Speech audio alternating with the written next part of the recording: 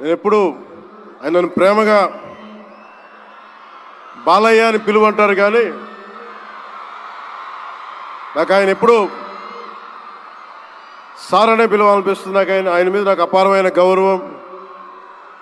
ఎవరిని లెక్క చేయని వ్యక్తిత్వం. తను అనుకున్నది బలంగా ముందుకు తీసుకెళ్లే వ్యక్తి.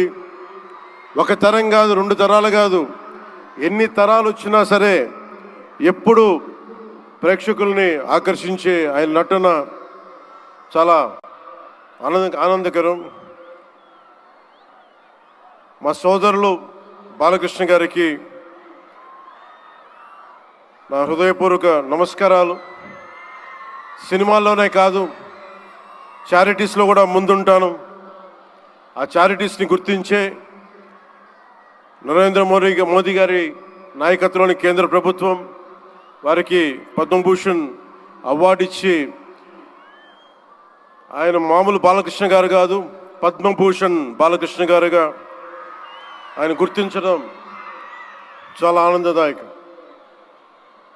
28 సంవత్సరాలు